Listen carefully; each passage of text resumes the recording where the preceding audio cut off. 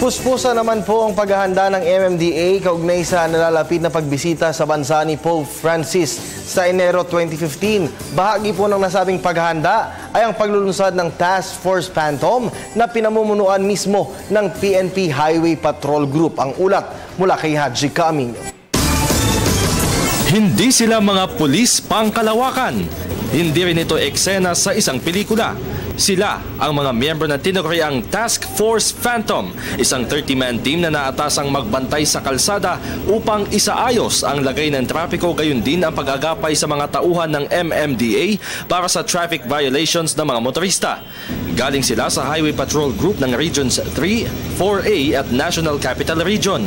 Pansamantala silang magmamando ng trapiko para makatulong ngayong nalalapit na Christmas rush.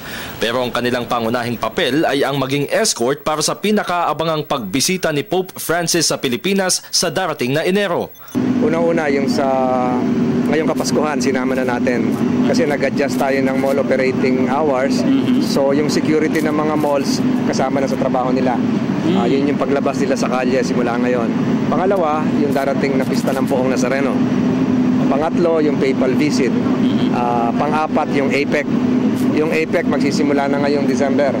So may involvement na rin sila dyan. So itong activation ceremony, yung deployment nila ngayon para ma-familiarize nila itong mga lansangan ng Metro Manila. Panglima ay yung sa drunk driving. Ngayong lalong-lalo na ngayong mga Christmas party ngayong Kapaskuhan, bahagi ng trabaho nila yung masawata, yung mga lasing na nagmamaneho na nagkokos ng mga aksidente sa ating lansangan. Nakadeploy ang Task Force Phantom sa North Avenue, Cubao at Ayala Avenue para sa traffic enforcement. Pinuntahan namin ang unang assignment nila ngayong araw sa EDSA Ayala Avenue. Ayon kay Tolentino, kapansin-pansing sumusunod ang mga motorista sa batas trapiko dahil na rin sa presensya ng task force. Yung pag-enforce ng disiplina, lalong-lalo na sa yung wala sa tamang linya, iba talaga yung iba talaga yung may dalang baril eh. Kaya nakikita natin pag yung kailangan minsan siguro kamay na bakal na doon sa iba eh.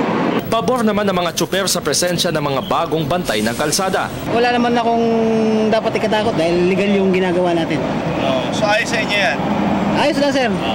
Ayos, sir. Bakit pa?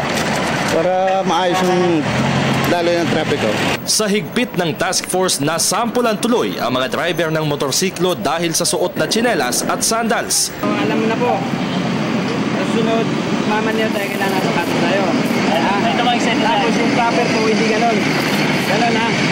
Hindi raw alam ni Marlon Digos na bawal ang hindi nakasapatos kapag nagmomotorsiklo. Okay lang yun. Parts of experience yun. Sa initial violation, kaya kinuha ko, yung sinita ko siya kasi nakachinelas. Yung ang initial violation ko sa kanya. Second, yung registration. Delinquent po kasi siya. Inaasahang mas mapapaigting ang disiplina sa kalsada dahil sa pagsasanib puwersa ng PNP at MMDA. Para sa Telebisyon ng Bayan, Haji Camino.